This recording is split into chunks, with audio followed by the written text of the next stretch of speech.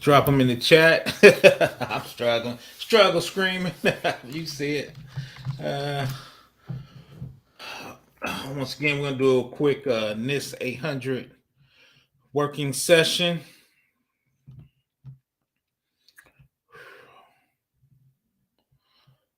So let's see.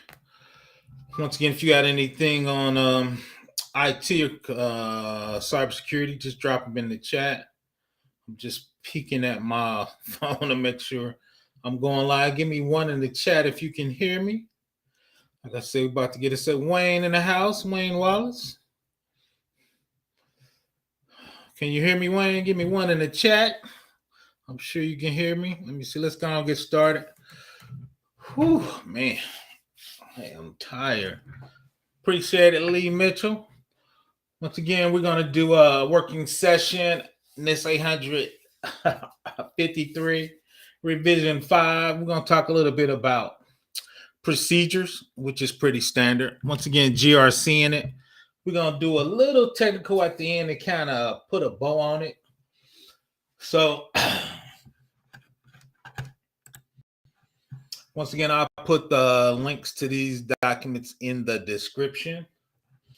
So you see it, we're looking at the NIST Special Publication 853, Security, Privacy, and Controls, Information System and Organization.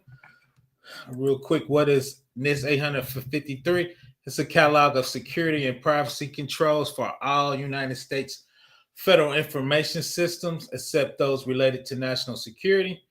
It's published by NIST, National Institute of Standards and Technology, which is a non-regulatory agency of the United States Department of Commerce.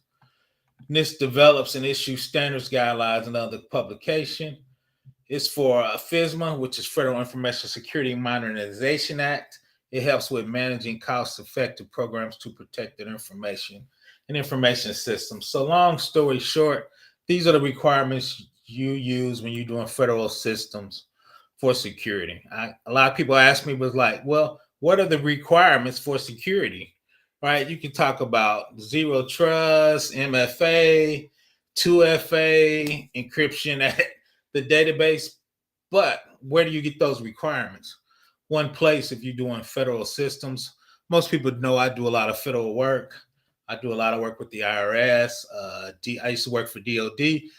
So I usually do federal work, right? The cool thing about federal work is you got to be a United States citizen or have a green card. And two is it's a lot of work out there. And even in the private sector, most of the consulting companies are trying to do work for the Fed, right? Because that's tax money. I always tell people tax money is infinite, right? So that's one reason we try to do federal work. So NIST has 20 families. We talked about these are the 20 families. Access control, awareness training, auditing, accountability. We're not going to go through them all. Physical and environment. The two big ones really are risk assessments because everybody's been getting hacked, and supply chain risk management, right? And the PI process and transparency because a lot of Kaseya's, FireEye, a lot of those big companies have been getting hacked. So that's why people are trying to start doing it. Even in the commercial sector, people are starting to do more with NIST stuff, right? We're trying to be more secure. I forgot a shout out to somebody. They talked about what about CSF?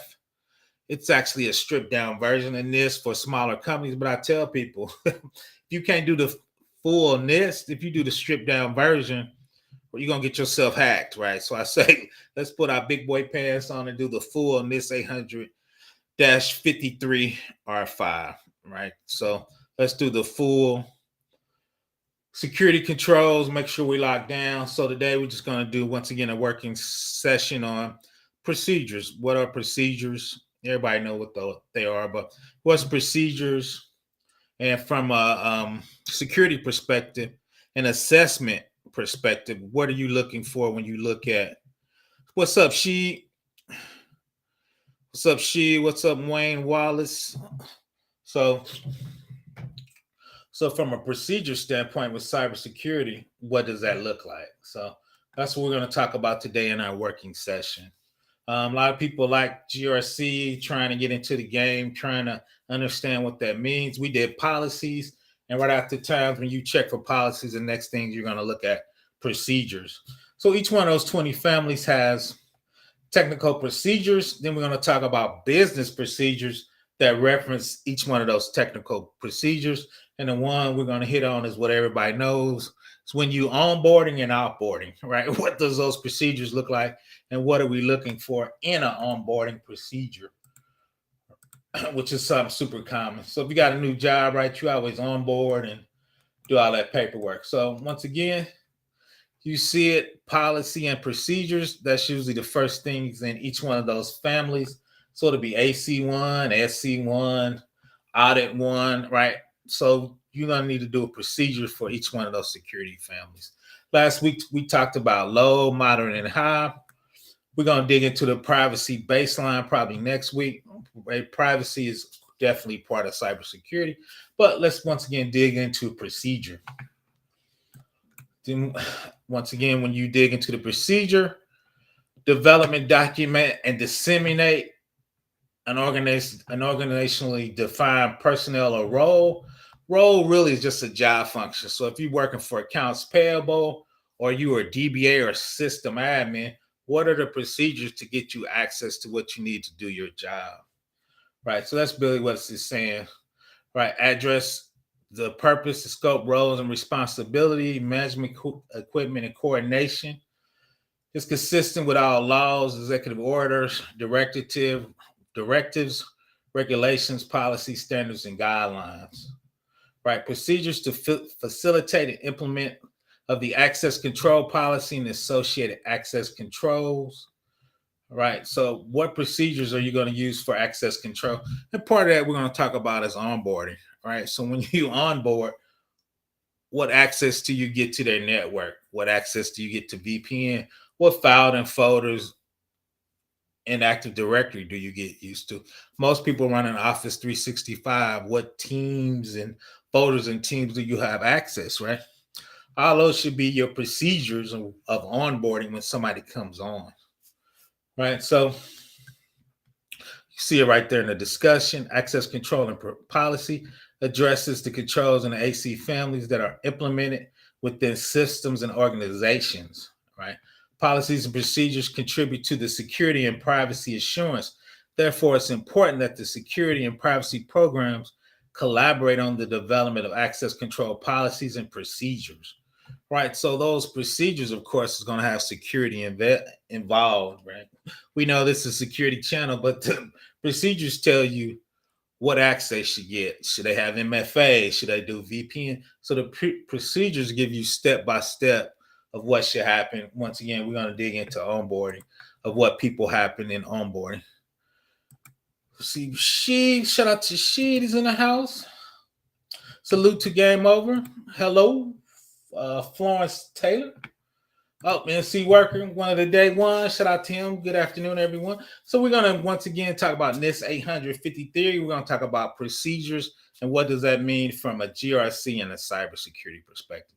We just talked about the access control procedures within systems and organizations. From the security standpoint, we talked about access to Active Directory, to your network, VPN, right? All of those should be procedures that get documented. So from a GRC perspective, when I come in and assess your organization, I'm going to say I need to see your onboarding procedures. When I look at your onboarding procedures, I'm looking at what's again, are you using VPN in those onboarding procedures? And we're going to dig in. They should have job functions. So if you're a DBA, accounts payable, accounts receivable, once you click on that, it should give you all the access you need for that job. I hate when I see people, just clone them off this other guy. I'm like, no, dude, that other guy been here for 20 years and got too many permissions. We talked last week about least privilege. So when people say, I'm going to clone them like this other employee, you flunking, right? Because that other employee been on special projects, special assignments, been here off and on, a couple iterations, right? So they probably got really more job functions than they require. So once people start cloning people in organizations, that's a fail, right? So once again, you should have a job function that you hit, and it gives all the people access, especially when you just coming on board of a company, right? You just really getting your your assignment. So you should have really basic uh, rights and privileges to certain systems, network, and other things on your organization, right? So 53 does not provide specific onboarding procedures as it focuses on information security. However, there are a few general steps the organization can follow to ensure that new employees or contractors are appropriately onboarded and given the access necessary information systems and the data they're needing. Right. So NIST 800 just says, okay, we looked at the families. Auditing needs to do this. AIM, you need access to this. But each one of those put together, we're going to create a workflow, and that workflow is onboarding. Right. From a cybersecurity, you need onboarding to make sure people have the least privilege. And two is when you fire people offboarding, you need to make sure you get rid of their access. Some people get fired and they still have access to systems, right? Because they don't have an onboarding process. What's up? Glad to see you. So that's what we're going to kind of walk through some of the onboarding procedures. Something's going on with my my PowerPoint today, so we're just going to step through it old school.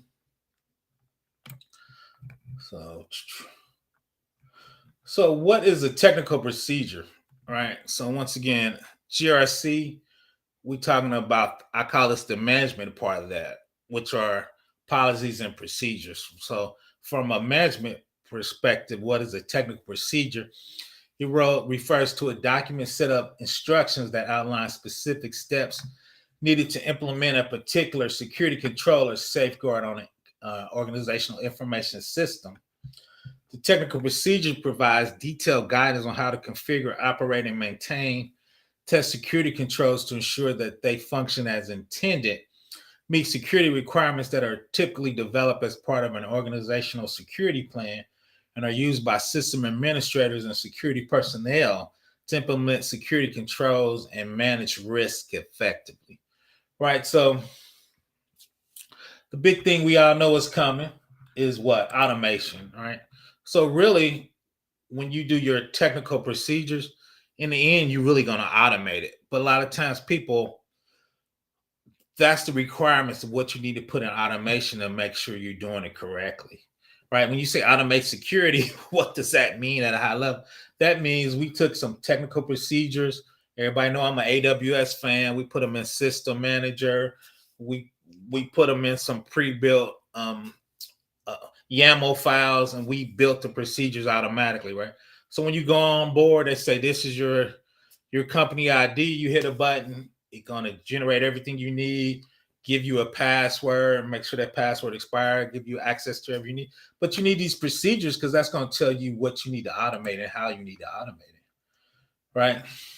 So examples of technical procedures include configuration guidelines, system hardening procedures, vulnerability management, incident response playbook. These procedures are often contain step-by-step instructions, checklists, diagrams to help ensure consistency and completeness in implementation of security controls. So once again, when I come on site as an accessor, and some people say, well, we got this automation and all of these things are automated and they're great. The first thing I ask for is, I need to see your technical procedures of how you automated this, right?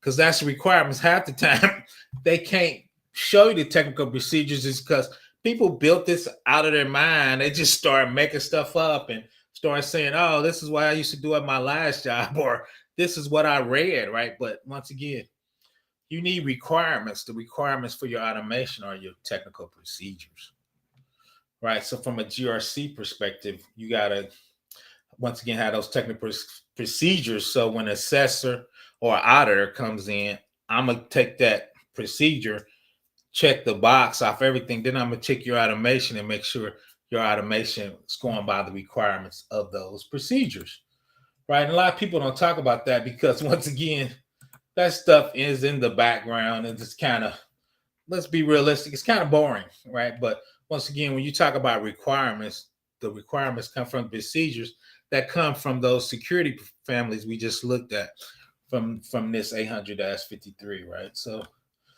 those requirements comes from these security families that comes from the policies that comes from the procedures that are implementing the policies, and the automation comes from those procedures, right? Once again, we're talking about onboarding, and onboarding actually is a business procedure, refers to a documented set of outlined steps needed to carry out specific business function or function within an organization, right? Onboarding is not it's not a technical procedure, right? Onboarding really is multiple technical procedures together that makes a business function, right? The business function is onboarding, and we're digging into it. Part of onboarding is the access to the database, which is a procedure, the access to the Active Directory, to the network, to the email. Each one of those are technical functions, but the business function calls each one of those technical functions, right? The business function provides a detailed guidance on how to perform tasks and activities related to an organizational business operation, such as human resource, finance, procurement. They're typically developed that organizational business processes are standardized, efficient, effective, and achieving the desired outcome, right? The desired outcome is what? Onboarding, right? Once again, standardized. Standardized is what?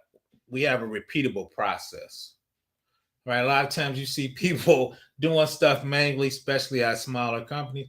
You want something standardized so you can get it right every time. And the really way to standardize is what? Automation, right? And example of business function, we're talking about that now, is onboarding is a process. Financial, procurement, these are contained step by step, once again, instructions. While business procedures are not directly related to security controls, they're essentially an aspect of organization overall security posture. They help to ensure that the business process are conducted securely in compliance with applicable laws and regulations, right? Especially when you automate them, you know it's going to happen the same way every time, right? And inside that automation and with those technical procedures, some things could be you need a 20-character password, and when you email it, it needs to already expire when they log in. When you send it, it should be encrypted, right? All those are technical requirements that this business process, aka onboarding, needs to happen before you get there. Shout out to CL, big boring. CL, facts. What's up? You know you gotta check that onboarding because if you mess it up, everybody can have access to the network. Shout out. Me and CL used to work together. So we're doing the boring stuff today, CL. So we definitely gonna bring on the show. Shout out to him. Doing it big. He young, going on an upswing. He got a CISP, so we're gonna bring him on and talk about GRC, and he's a future probably CISO in the making. So we definitely gonna bring him on and talk about that, getting those certs and putting that work in. Shout out to him, working for them big agencies. But yeah, so we used to always check those out. And he's right a lot of times. A lot of times big security is boring, right? But those are the things you need to make sure you get right, because if your onboarding's messed up, you're gonna get hacked. Would BitLocker be a requirement? Would BitLocker be a requirement for on this onboarding? Yes and no. I think we need encryption at the PC level, workstation level, and the disk level. It could be BitLocker, or you could pick another product.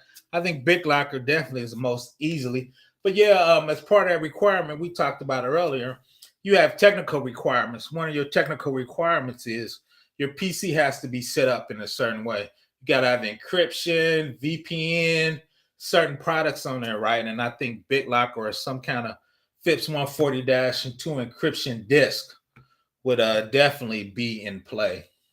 Shout out to him. He actually does federal level work. So that's why we talk about BitLocker and FIPS 140-2 encryption. But I talked earlier about technical requirements. So he's correct.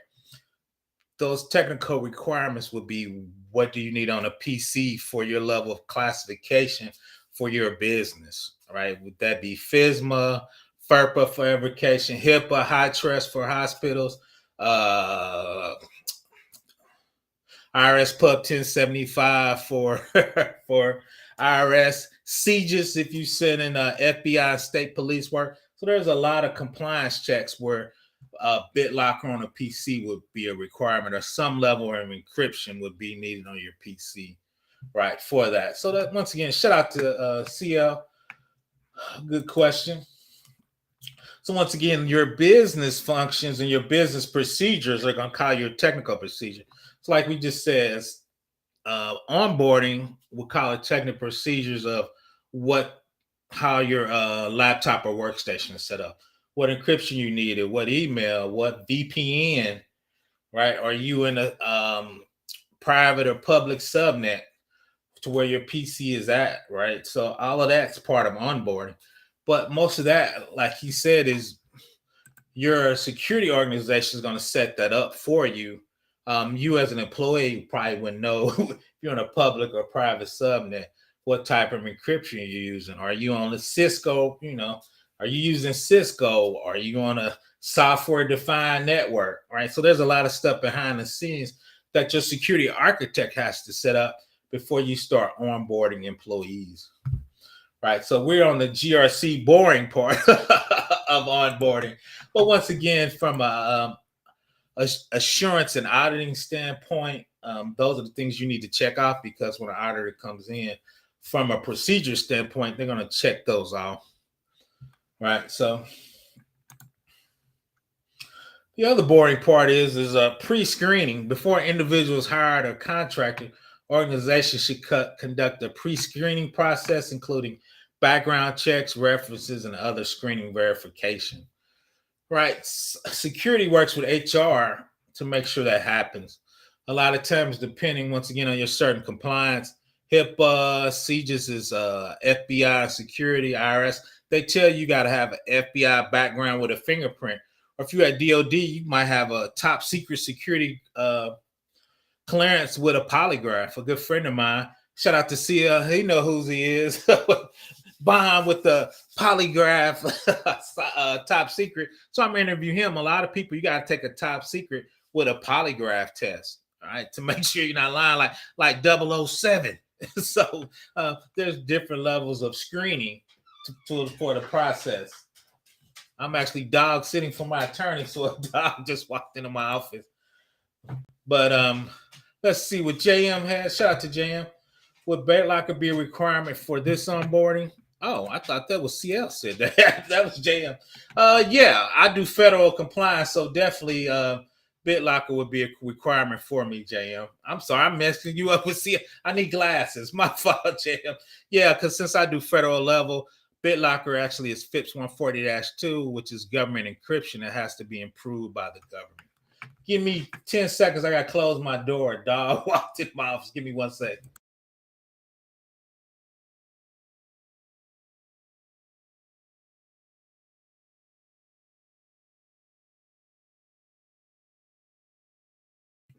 I'm back. But yeah, Jay, I'm my bad. Yeah, I would use BitLocker. Once again, I always talk about federal level. So I know that's FIPS 140-2. Bring your own device will not. No, we do not let you bring your own device. That is a problem. Now, for me, I know a lot of companies going there federal level, because if you look at NIST, FISMA, and once again, I do a lot of IRS Pub, it has to be a company controlled device, because it's got to be under company management. I know they could put CDMs and stuff on your devices to help control you, but we want to make sure you're controlled by the company. We can wipe your machine anytime. We can track it and we own it, and we know it's in our management devices, Jam. So we don't allow that. If it was for a smaller level of classification of data, you could probably accept that, but I do federal level, so now you cannot bring your own device. That's an excellent question. We go to war over that. So we don't even want you to bring your own phones. We want to actually give you a agency owned or company owned phone. That way we could track it, own it, and if you have something on there, we don't have to worry about you deleting it. I think you're getting a little more bring your own phone around more to help that. But we definitely like to give you devices.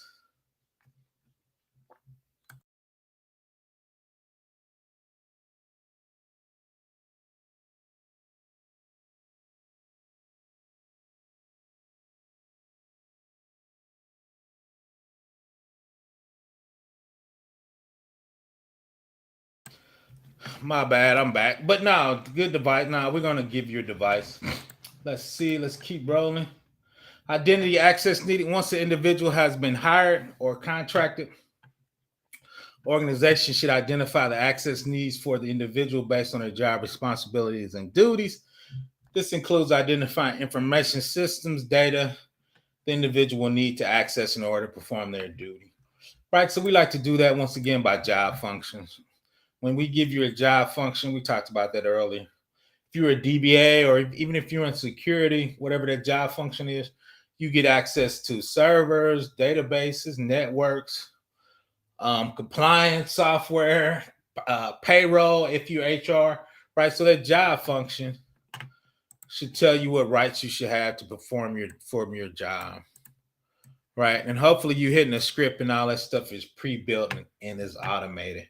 And we're going to look at a couple things in AWS to kind of walk you through onboarding as if you were getting onboarding at an AWS infrastructure. So let's see. Grant access. An organization should grant access to the necessary information and systems. We just talked about that. Based on the individuals' identified access needs, access should be granted on a least privileged basis, meaning that individuals should only be given access to specific information, systems, and data. I dreaded thing, you have security awareness training. Organizations should provide security awareness training to all new employees and contractors to ensure they understand their responsibilities for protecting sensitive information. Right. So everybody's used to getting hired and you go to your security awareness training. And two is hopefully you have security awareness for your specific job function. Right. So that's on there. So we want to make sure you're doing that. But once again, talking about procedures, and part of procedures onboarding, and part of getting on board is security awareness training. Right. So you as an auditor or an assessor that's going over a system, you want to make sure people are getting trained to do their job. And the other part of that is doing security. Then the other big part is monitoring.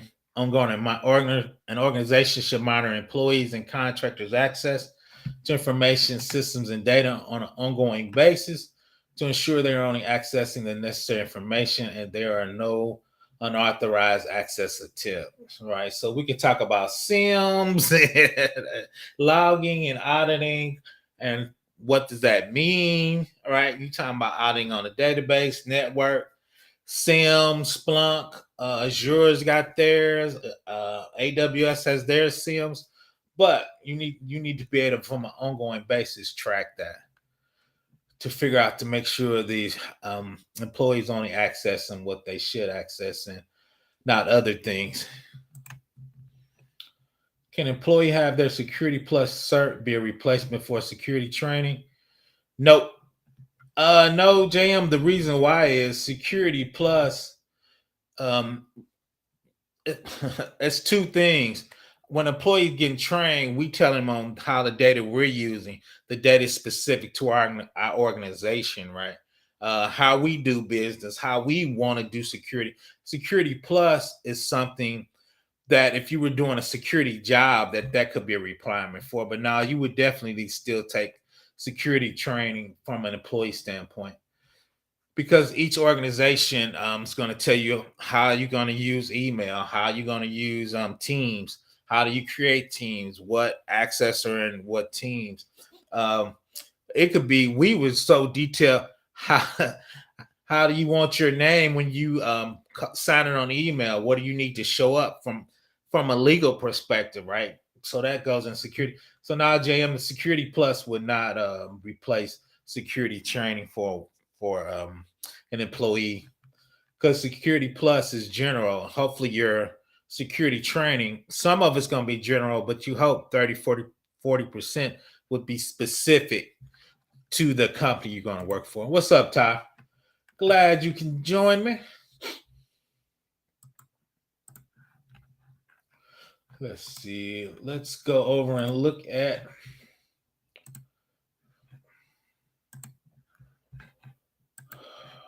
some AWS stuff real quick.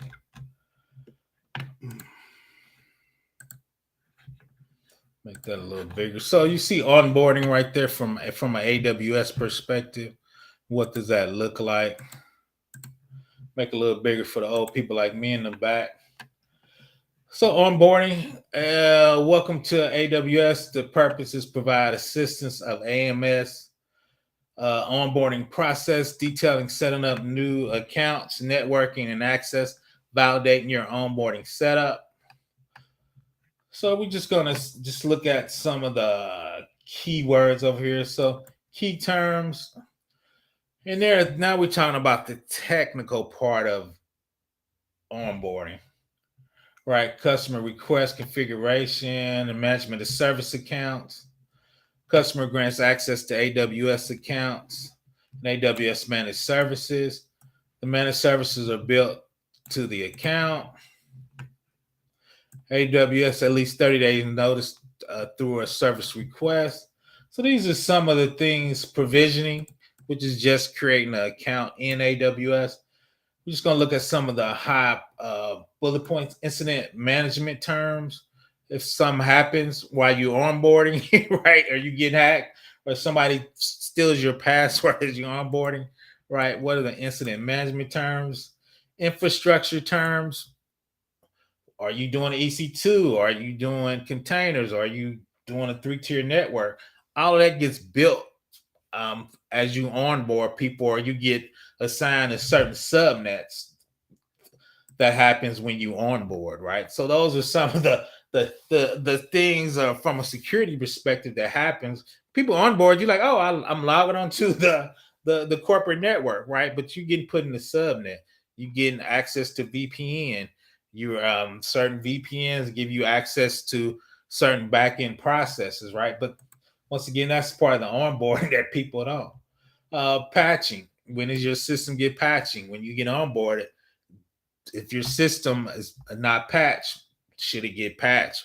Right? These are the boring things of onboarding that most people don't think. And to be honest, most people just come to do their work and go home, right? That's an IT function. Right. Shout out to us. Security terms, right? Deactive detective controls, a library of AMS enable monitoring that provides ongoing oversight of custom managed environment. We talked about that. How do you monitor people? Service request terms, few miscellaneous terms, but these are terms that when you onboard from a cloud perspective, right, that should be set up and have you ready once again to do your job, right? That is part of onboarding that needs to be set up. So you as an assessor or auditor, you need to look at those things. You don't need to understand in and out, but you need to understand subnets, databases, rights, and grants from a Linux perspective, right? User groups and everyone is part of security. Some of those things you want to check to make sure it's getting set up and they're using least privilege, right, when they're on board. So that's part of security.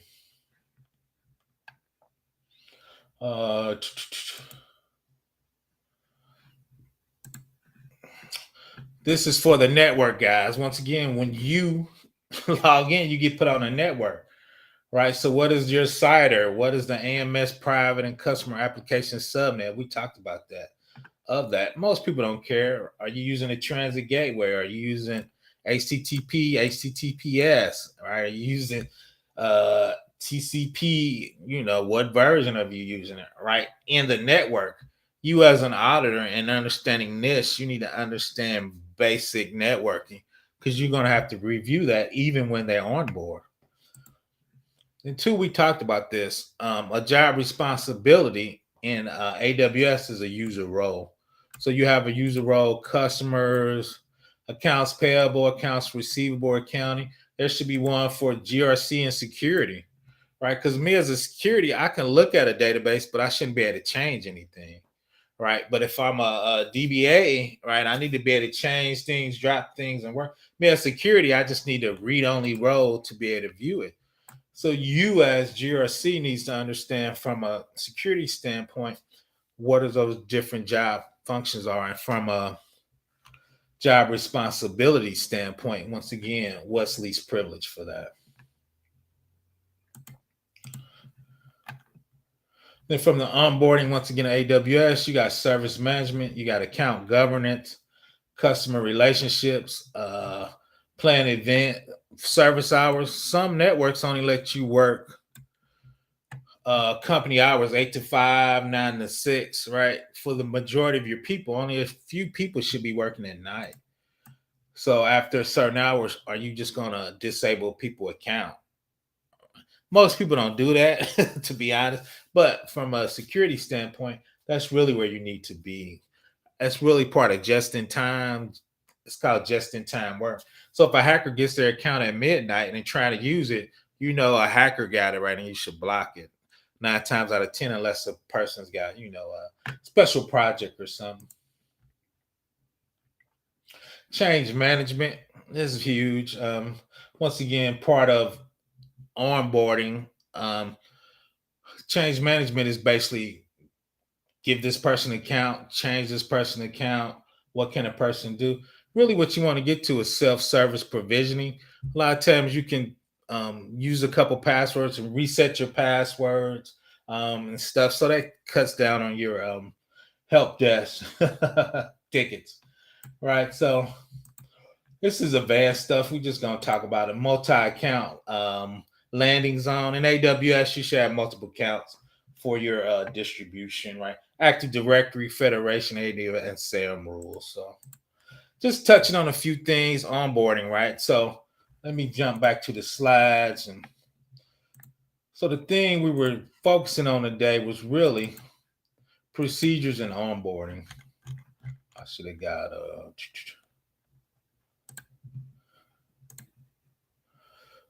what procedures do you need to happen when a person onboards, right? And so you're going to have onboarding procedures, offboarding. People are going to request different services from you. We call it a catalog. And each one of those catalogs or services, once your manager says you can have it, then there should be a technical procedure of how to access that service, right? If you have a big company and they're using Archer and you're a GRC expert, and you request Archer, what's your technical procedures to get added to the Archer? All right. And Archer has a gazillion modules. So you're Archer and you're security analyst. So you get these 5 modules. You're security supervisor. So you get these 9 modules, right? All of those have technical procedures and also business procedures, right? For how you get accepted, get rejected, in that process, right? There should be a workflow. Hopefully you're not doing it all manually. There should be a system. You request access, your manager approves, which is a business function. And those business functions, once again, cause each individual technical functions. So you can get access to that particular services that you're trying to get to. All right. So here I'm going to drop the link. I just wanted to, once again, shout out to Spawn, the programmer. I miss programming. Programming is my first love. I just get paid a little more doing cybersecurity. I used to do Java and Oracle for probably 10 years. So I actually kind of missed that. I dropped the link. So that's it. I just want to talk about procedures from a GRC perspective. Once again, from a working session, right? I've been looking at different things and from procedures to policies, reviewing them, getting ready for audit. So for me, that was just kind of refresher. So when auditors come in, sometimes I audit internally, sometimes external auditors come and audit us. And right, they're going to check once again our policies, our procedures, that whole process. So I just wanted to touch a little bit about that. Once again, I think that's a hidden gem from a GRC perspective. You don't have to be super technical about that. You got to be super organized because when you get audited, it could be a monster. So once again, I just want to touch a little bit on that. I was kind of wrapping my day up, so I wanted to take a little break. Once again, just touch on a different part of GRC. Shout out to Before the Billions. He got me on the working storage section, the working session. So I just wanted to, like I said, touch on technical procedures, business procedures, from an onboarding perspective and what that looks like, right? People just kind of take that for granted. Okay, I'm gonna work for a company, I'm on onboarding, but there's technical procedures, business procedures. We looked at some AWS stuff behind the scenes of when you log on, how do you get to a subnet, printer, all that stuff, right? That has to be pre-set up. And once again, auditing, if you set that up and you give too many permissions, or the person's not using encryption and VPN, somebody can steal their password. So all that stuff from auditor / assessor needs to be validated when you come in and look at a company specifically for onboarding. So once again, that's all I had. I just want to once again do a quick working session, just kind of working through some of the GRC stuff. People ask me different questions, so a lot of times I just throw them in as a quick working session. For some reason, I am tired. I am about to lay down. Shout out to the Midwest. It's a little warm today. So I appreciate from everybody checking me out. Once again, if you got any questions, I'm going to hang out a little bit. You can come up, or you can just drop your questions in the chat box, or you can always email me, professorbblackops@gmail.com. I try to get back with you within 48 hours. For those of y'all new, I taught 10 years at a community college, intro to information security and intro to forensics. So I've been teaching forever, so I needed a break. So once again, Professor Black Ops, I'm glad y'all joined me. Reach out if you need anything. Like I said, I'm going to start doing these working sessions a little bit from a GRC perspective. I'm about to get back on my AWS ground, so y'all see a few security and AWSs. So I just been kind of burnt out for a minute. I need to take a little break. So now I'm ramping back up. 2023 is getting started off pretty nice for me. Once again, Professor Black Ops, please subscribe. Reach out if you need anything. Everybody have a great day. Tomorrow